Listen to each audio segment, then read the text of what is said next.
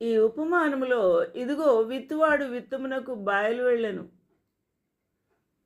అనగా, విత్తనము అనగా దేవుని యొక్క వాక్యము అని మనకు అర్థము ఇస్తూ ఉన్నది. బయలు వెళ్ళుట అనగా యేసుక్రీస్తు ప్రభు దేవుని యొక్క వాక్యమును, పరలోక రాజ్య మర్మములను వివరించుటకు తానే స్వయంగా వచ్చి ఇశ్రాయేలు వారికి, యూదులకు తెలియచేయుటకాయ పరలోక మర్మములను గూర్చి ఆయన తెలియచేసినప్పుడు ఆయన తన స్వకీయుల యొద్దకు వచ్చెను. తన స్వకీయులు ఆయనను అంగీకరింపలేదు. యోహాను సువార్తలో మనం చూస్తున్నాం ఈ విషయం.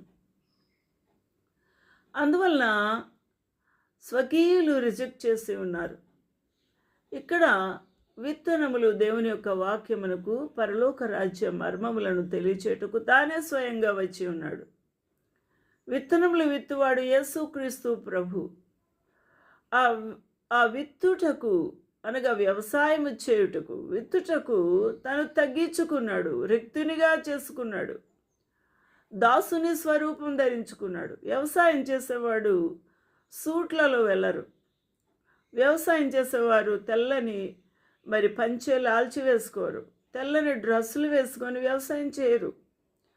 తను తాను తగ్గించుకొని రిక్తునిగా చేసుకొని ప్రభు ఏ విధంగా వచ్చి ఉన్నారో, రైతు కూడా తను తాను తగ్గించుకొని ఆ యొక్క మురికి బురద మీద పడినా కూడా ఆ యొక్క పంచే లేకపోతే ఆ యొక్క నెక్కర్ వేసుకొని వ్యవసాయం చేస్తాడు.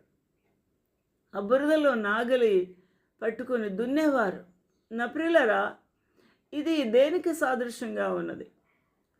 తను తాను బురదలోకి దిగుట అనగా భూమిలోకి దిగి వచ్చి ఉన్నాడు. పాపములతో, శాపములతో, ఉగ్రతతో దిగిపోయిన ఈ మానవులు పాతాళమునకు కొట్టుకొని దిగిపోవచ్చు ఉన్న మానవుల వద్దకే ప్రభు వచ్చి ఉన్నాడు. తను తాను బురద గుంటలోకి దిగినట్టుగా వచ్చి ఉన్నాడు. వారికి పరలోక మర్మములను గూర్చి తెలియచేసి ఉన్నాడు. ఆయన బయలు వెళ్ళాడు, పరలోక రాజ్యం నుంచి బయటికి వచ్చాడు. నా ప్రియమైన వాళ్ళరా, నీవు దేవుని యొక్క సువార్తను ప్రకటించుటకు గాను, ఓ దైవజనులారా, ఓ దేవుని యొక్క వాక్యమును ప్రకటించు వాళ్ళారా, బయటికి వెళ్ళాలి దేవుని యొక్క విత్తనములను విత్తుటకు. ఇక్కడ మరొక విషయాన్ని మనం ఆలోచన చేస్తే, రైతు శ్రేష్టమైన విత్తనములను, మంచి విత్తనములను తీసుకుంటాడు. ఈ సిద్ధపరచబడుట అనేది మనం